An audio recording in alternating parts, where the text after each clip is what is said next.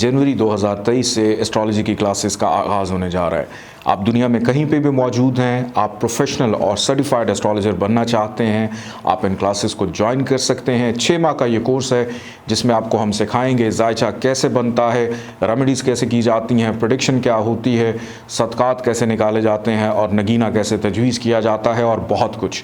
Screen पर दिए गए नंबर पर कॉल या व्हाट्सएप पे मैसेज करके आप रजिस्ट्रेशन की इन्फॉर्मेशन ले सकते हैं। बिस्मिल्लाहिर्रहमानिर्रहीम, अल्लाहुम्मा सल्ली अला मुहम्मद व आले मुहम्मद। अस्सलामु अलैकुम। EQ स्पेशल से एस्ट्रोलॉजर सैयद मोहम्मद अली ज़ंजानी आपकी खिदमत में हाज़िर हूँ।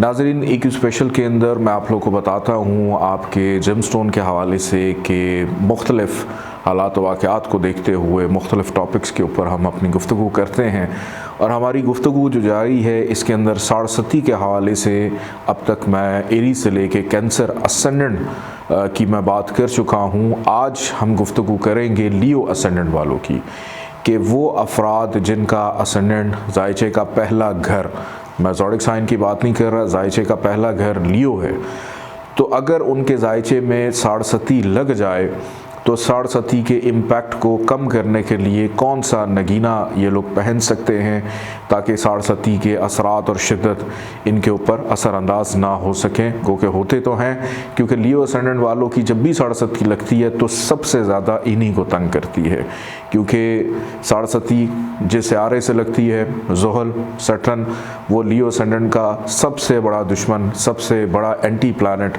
सबसे ज़्यादा ख़राबियाँ वही पैदा करता है।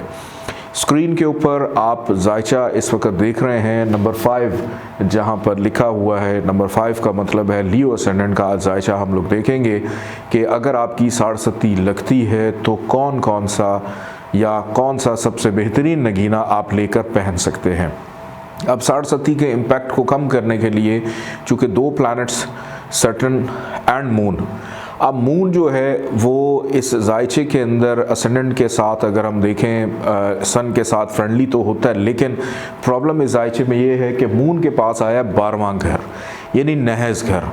तो अगर हम मून का स्टोन पहनेंगे तो इस जायचे में अखराजात बढ़ने का ख़दशा होता है, तन्हाई बढ़ने का ख़दशा होता है, नज़र बद, क्योंकि नहज घर का स्यारा है तो नहज घर से रिलेटेड जो चीज़ें हैं उनको मज़ीद एक्टिव करके मज़ीद ख़राब करता है। तो इस सिचुएशन में हम करेंगे ये कि अगर लियो असेंडेंट वालों की साढ़सती चल रही है तो वो अपनी ज़ात को, यानी असेंडेंट का जो लॉर्ड है सन, उसको स्ट्रॉन्ग करें, उसका स्टोन याकूत लेकर पहने। लेकिन जायचे में सन यानी शम्स कहाँ कहाँ पर मौजूद हो तो फिर आपने उसको लेकर पहनना है। अगर जायचे के फर्स्ट हाउस में नंबर 5 जहाँ पर लिखा है यहाँ पर अगर सन हो तो आप याकूत लेकर पहन सकते हैं। दूसरे घर में नंबर 6 जहाँ पे लिखा है यहाँ पर अगर सन मौजूद हो तो आप याकूत लेकर पहन सकते हैं साढ़सती के इम्पैक्ट को कम करने के लिए।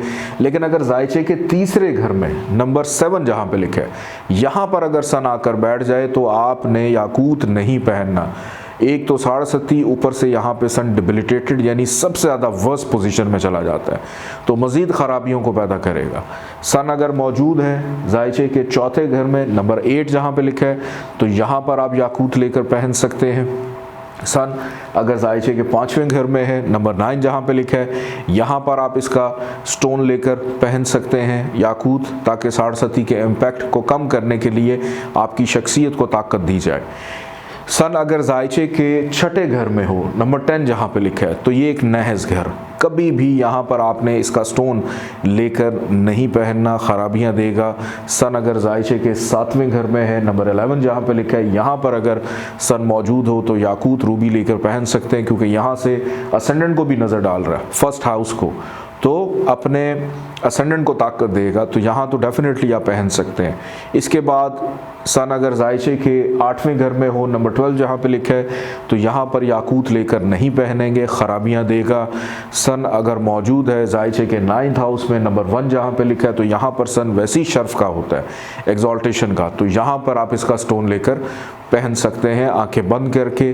सन अगर मौजूद हो जायचे के 10वें घर में नंबर 2 जहाँ पे लिखा है तो यहाँ सन वैसे ही दिशा बली होता है, डायरेक्शनल स्ट्रेंथ में होता है।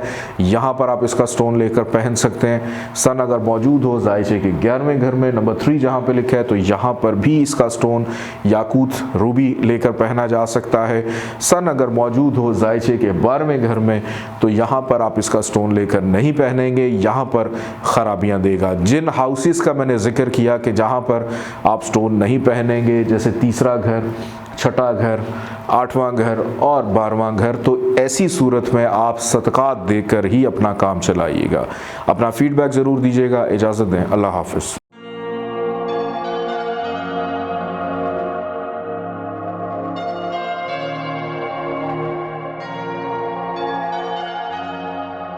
कभी ए हकीकत मुंतज़िर नज़र आ लिबास मजाज में कि हज़ारों सजदे तड़प रहे हैं मेरी जबीने नियाज में।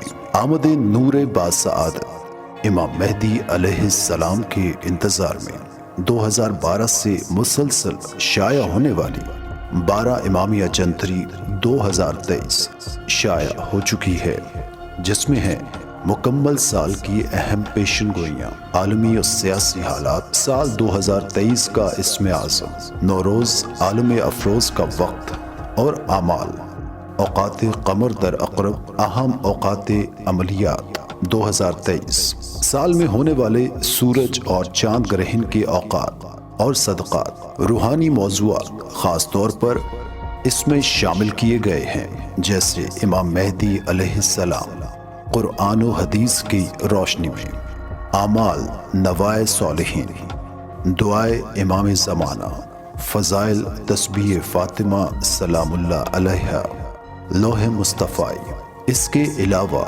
नाम से बुर्ज मालूम करने का तरीक़ा, आपका नया साल कैसा गुजरेगा, बुर्ज हुमल ताहूत सालाना हालात 2023 मालूम करें, अपना lucky star, lucky day, lucky gemstone और भी बहुत कुछ। दिलचस्पी रखने वाले अफराद अपने करीबी बुक स्टॉल से 12 इमामिया जंतरी का शुमारा खरीद सकते हैं, और दुनिया भर से अगर कोई PDF की सूरत में 12 इमामिया जंतरी पढ़ना चाहता है तो इस नंबर पर राब्ता करके अपने WhatsApp पर PDF फाइल हासिल करके रूहानी और इल्मी जंतरी से फ़ायदा उठा सकते हैं।